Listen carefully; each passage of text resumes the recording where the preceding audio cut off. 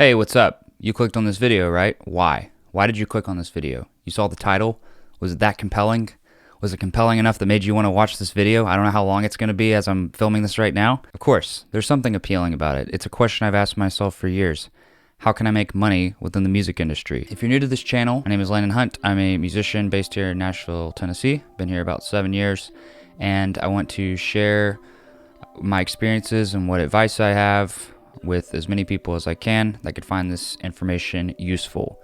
Every person's perspective is different, and I think it's good to share my perspective as well. However, if you are a repeat offender, aka a current subscriber, or you just tune into this channel regularly, you'll notice some massive changes. One, of course, the most obvious, this camera angle. I decided to film my little stew, which is slang for studio, and I've got my monitors. I don't really have a studio per se, but I've got my monitors, I've got my computer right here. I don't know if you could hear this chair squeak when I turned.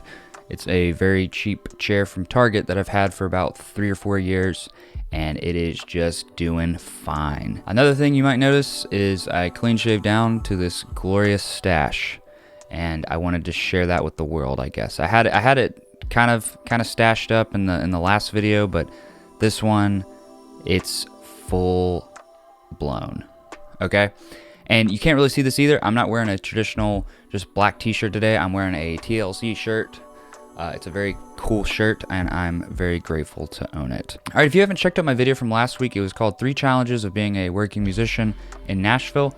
Go ahead and check that out. I will link it here. And one of the things that I covered in this video, one of my points, one of my challenges, if you will, was having multiple streams of income as a musician. Today, I want to go ahead and jump into that in more depth. It's something that was requested on my last video by one of the commenters. Again, in kind of relation to the last video I made, this will tie in heavily in some ways to the Nashville music scene, but all of these tips can be applied in other ways. I think really just a couple of my ideas apply strictly to Nashville. So let's go ahead and jump into it. All right, the first thing I want to talk about within the music industry, which I think is probably one of the most obvious ones, is playing live. Playing live is how I have made most of my money as a musician. It's the most substantial source of income that I have just from music. It is obviously kind of a wavering, kind of an unsteady source of income. As you will notice from the last 3 years, we went through a pandemic that basically took away all live music. I was terrified. I didn't think it was ever going to come back. And a lot of musicians were, and a lot of musicians quit the industry. I would not put all your apples in one basket of live music or any of these things. As a musician, it seems like you have to have multiple streams of income. One of the points I talked about in my last video was job security and how you can't just rely on one thing, whether it be a gig, whether it be a session career that you have, anything. You have to always be branching out, looking for other things to do. But playing live, it's been great. For the most part, I'd say it's pretty consistent. Things slow down between December and February, sometime around that time, and usually pick up mid-March and onward. So playing live is great. Touring is something that I do a lot. Traveling the country, a lot of fly dates, a lot of van dates, bus dates, you name it. There's all types of different traveling options. It can pay very low. It can also pay very well. Just depends on who you're playing with. And I'm not going to drop specific numbers right now because it's different everywhere else. But you can make a substantial living if you really work your way up to the upper echelons. Of course, then even as a musician, as someone that gets called for some pretty big stuff, I would say playing with some of those top level artists is still just like playing in the NFL. Like it's not just like going to happen all of a sudden. And your chances of getting there are very little to none. Just to be realistic, it's good to aim your sights that high. I certainly have my sights aimed up there, but I'm not gonna make that my primary focus, if that makes sense. Another thing about playing live, this one is specific to Nashville. Austin, I don't know how it is on 6th Street, but playing Broadway in Nashville is a great way to make money. Don't let anyone tell you otherwise, and don't let anyone tell you that it's a waste of your time or that you're just going to become a musical burnout, because I believed that for a long time, and I didn't really start playing on Broadway till a couple years ago, and I'm still kind of working my way up because I see that there's so much money to be made down there. It's unbelievable. So much money. Trust me, if you work your way up to being in some of the top bands down there, you're going to be rolling pretty comfortably. Not like rich maybe, but if you're a single person, it's a ton of money. And if you're married, it's still really great money if you commit to it. The thing that seems to be the case with Broadway, though, is it seems like you either have to choose that or touring full time. As far as like if that's what you want to do, if you want to tour full time, then tour full time. You'll probably make less money. If you want to play Broadway full time, then you'll get to stay in town and make a lot more money. There's trade-offs. It's not as fulfilling playing covers all the time, but it's great if you can play with the same musicians and the same bands consistently. It makes it very fun and more enjoyable. And it's fun just to get your reps in. It's kind of like, as a friend of mine said in a podcast recently, it's kind of like going to the gym. It's kind of like, hey, you already know these songs. You know that a lot of them are easy. Why don't you just expand out a little bit? Try to make it sound as musical as you possibly can. Add new ideas, new elements to these songs to really bring them, to the next level. At the end of the day, it is Broadway. People aren't going to be sticklers downtown like the tourists about it being just like the record. And a lot of times, if you can enhance it in certain ways, it's super cool.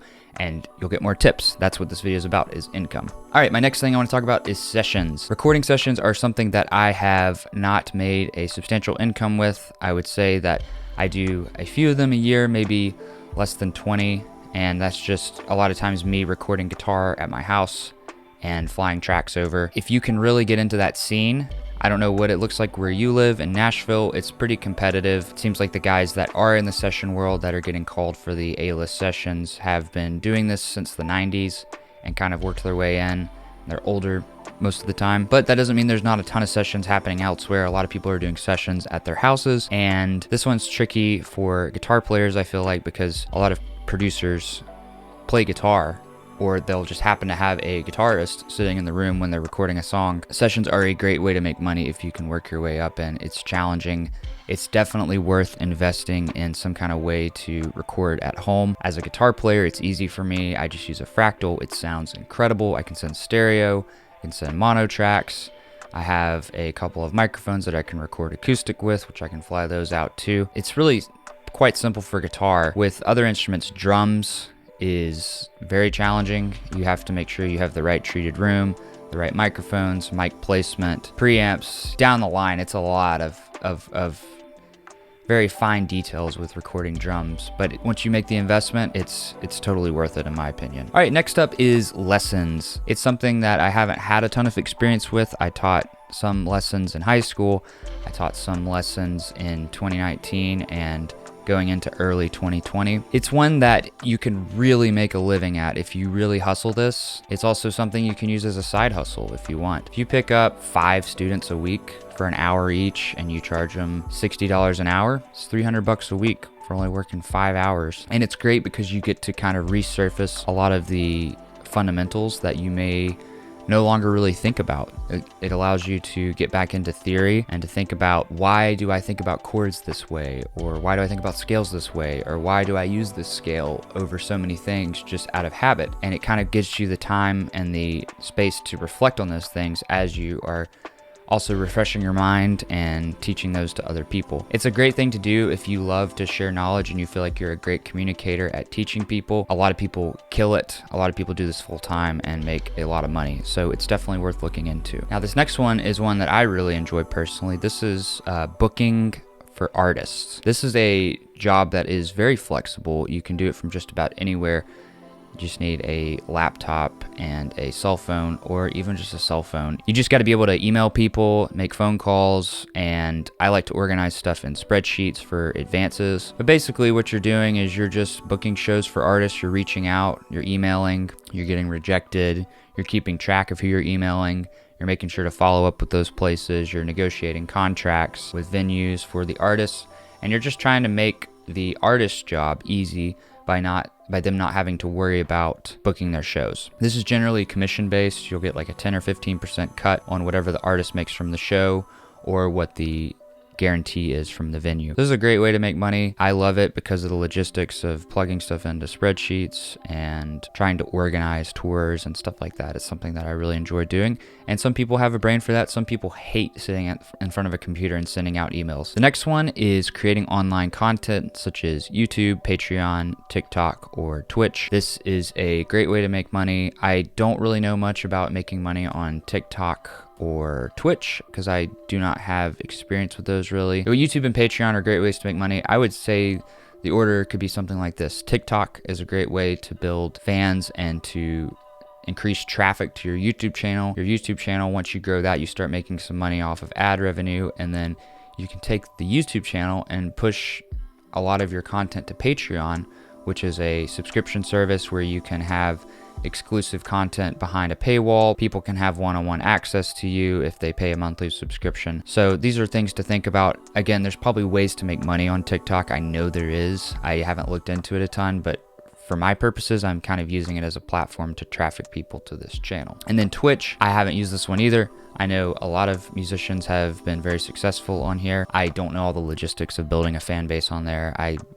The only thing I could offer is just keep putting out content, keep doing streams. All right, and then lastly, let's get into the non-music side hustles. This is something that me and many musicians are familiar with, as this is the typical thing you have to do when you are trying to build a career for yourself in music.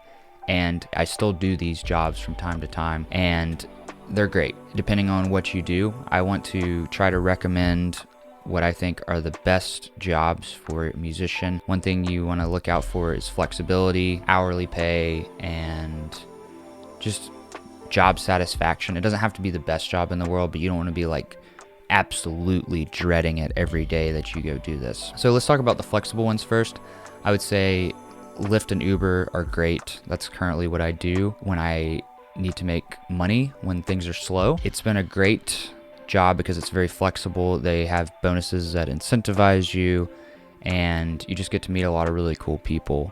It is a lot of wear and tear on your car, and some days are just not very profitable. That's the two downsides, I would say. And sometimes you get some really weird people. Another job that is very flexible and it's pretty taxing on your body is working for a moving company. Specifically, I worked for one called Bellhops for most of the pandemic.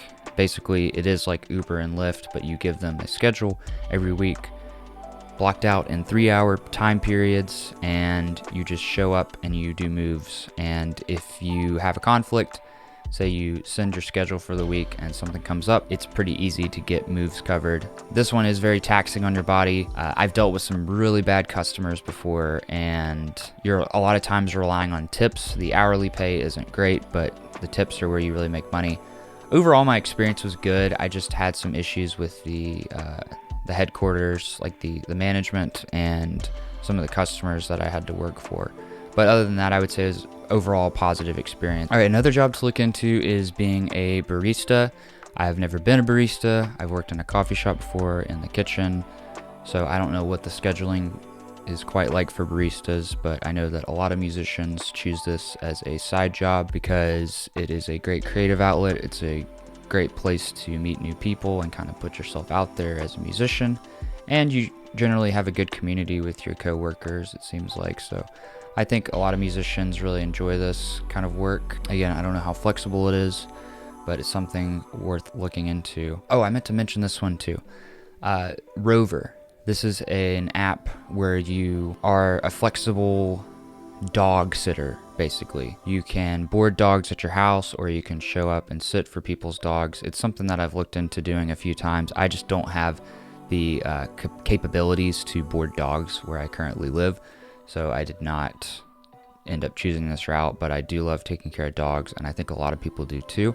And it seems like it's pretty simple, straightforward work. Your other option, in addition to getting a flexible side hustle like a non-music job, is to work full-time somewhere for a couple of years and save a bunch of money, and then just quit and use all of that time and money that you have now to focus on investing in yourself in your music career. This is a tip that I got from How to Make It in the New Music Business by Ari Herstand. It's a book that I highly recommend reading. It might be a little bit outdated now. I don't know if they've released new versions, but it came out a few years back, and it has a ton of just really helpful information for anyone from artists to sidemen to producers to engineers. It's definitely worth checking out. All right, well, that's going to be it for this video. If there are any other types of ways to make money within the music industry that you can think of that have helped you in the past or could help me potentially, drop them in the comments. I think one thing that I could think of too right on the spot is sync licensing, but that kind of falls under the sessions category, basically where you record a song and it gets placed in film, video games, TV shows, etc. If there's anything else though, please drop in the comments. I would love to hear your thoughts on this video. And as always, be sure to like and subscribe if you haven't already, and please check out the rest of my channel if you are interested. And of course, let me know what you want to see next. Thank you.